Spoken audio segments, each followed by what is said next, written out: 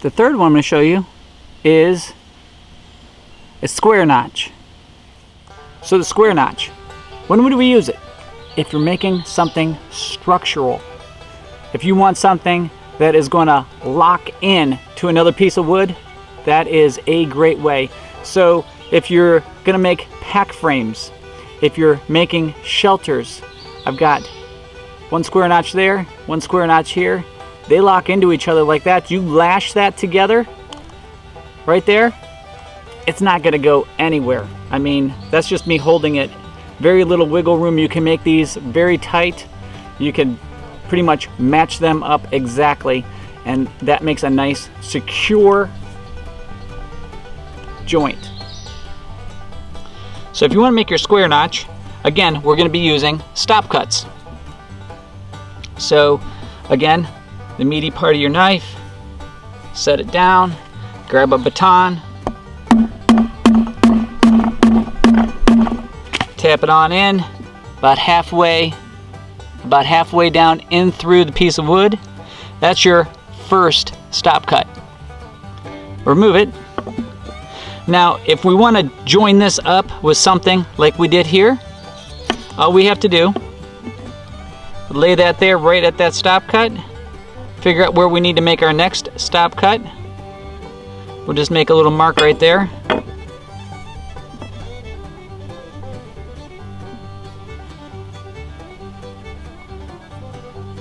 Come through, baton it again.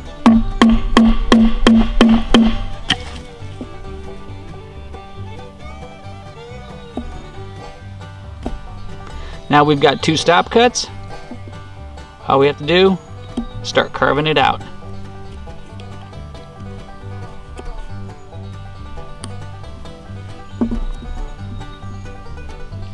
We get one side, we'll go through and start taking the fibers out on the other side.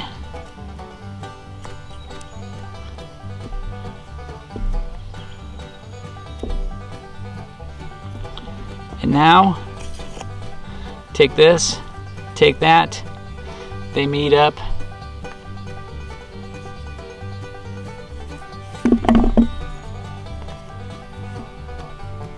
They fit together pretty snugly. Next, I'm going to show you a saddle notch.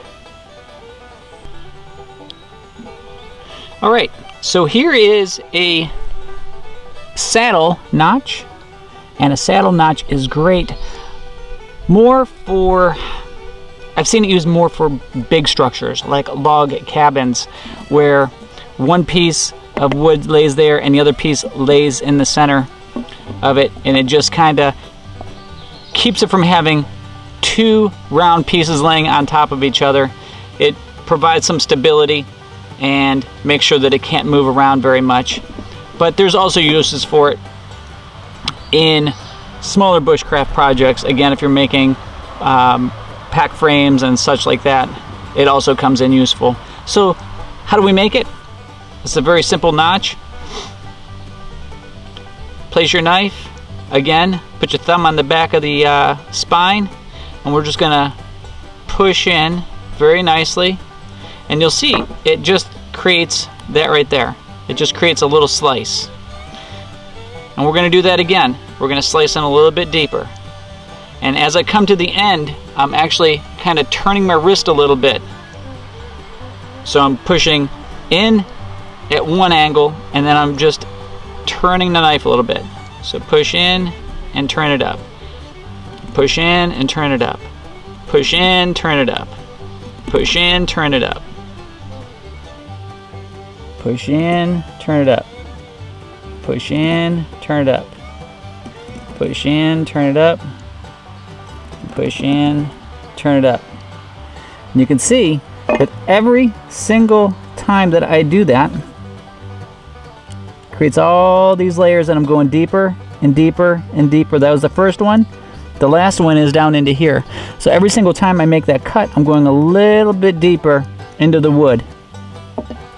Now, in order to complete this, we're going to rotate this around, and I'm going to come at it from this angle and perform the exact same procedure. So here I am this way. I'm going to pretty much come about halfway back to here. Right there is where all my cuts pretty much end. So I'll start these cuts right about here. We'll do the same thing. We'll just push in, cut that away. Push in, cut some away. Push in, and again, as I go in, I'm rolling the knife. And that's what gives us that nice little saddle. And then you might have to rotate it back around. Start clearing off some of the wood. And you can see the start of it there. Now we're just going to come through and clean up the mess a little bit here. Neaten it up. Make it look professional.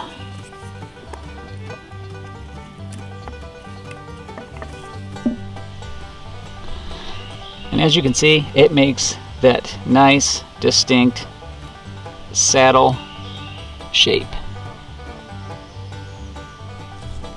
Put two saddle notches together opposing each other. Makes it really easy to drill a hole.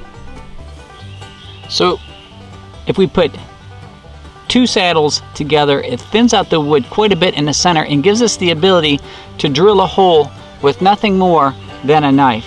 And we would use this if we're trying to put a lanyard through something. If you wanted to make a hinge, you can make a hinge out of having a hole through a piece of wood. So holes are pretty important. So as we saw before, we already have one saddle in here. Let's just go ahead and make another one right behind it.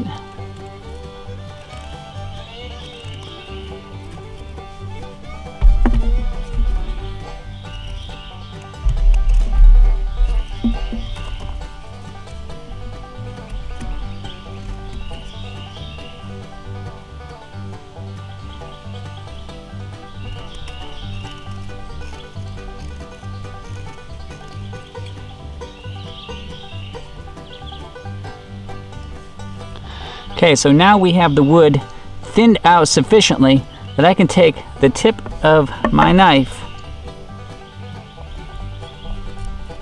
putting it in there and starting to bore a hole. And again, guys, finesse, be careful with this. You don't want to do this slip off. So it's better to take a little bit at a time instead of really muscling into it.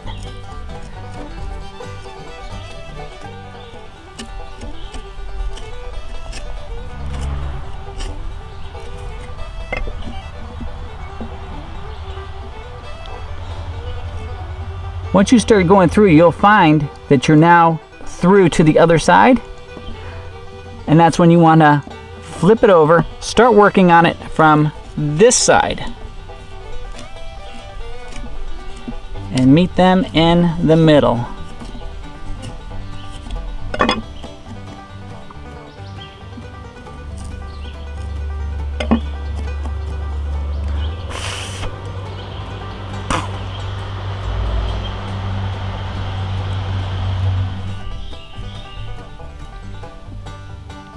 And you can just pass cordage right through there, and now you have a lanyard if you needed a lanyard.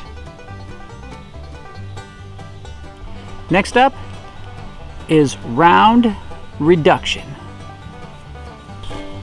So round reduction comes in very useful when you're making certain tools. Like this right here is a big maul. Call it the Darth Maul. And what we've done on a much larger scale than with a knife is make a stop cut here, and then all we've done is reduce all of this down to make a handle. Another awesome place to use round reduction would be if you were going to place cordage there. So you could use this for making a hobo reel, where you could put your fishing line on there and it would keep it nice and neat, and it wouldn't just come off of the end of a stick that you were making a hobo reel out of, because now it's got ends that are going to lock it in. Okay, so in order to make round reduction, we're going to start with a couple of stop cuts. These are not going to go very far in. You just tap a little bit. You do not want to go anywhere near halfway.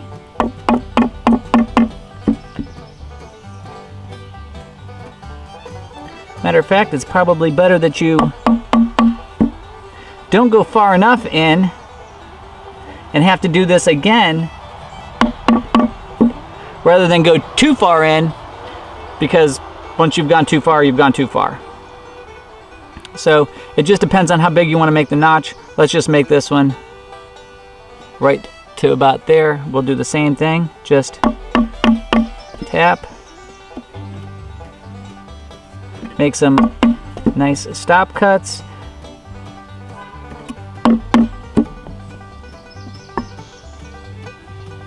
As you can see, guys, we're not even in to the blade thickness of where the grind is even starting.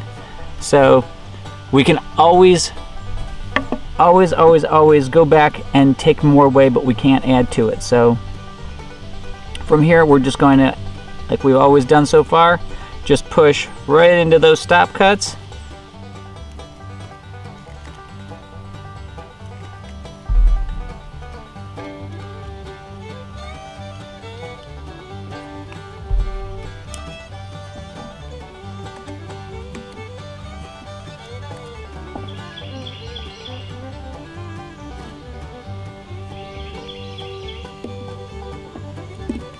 And you can make this as thin or as thick as you want it to be. It is whatever suits your purpose.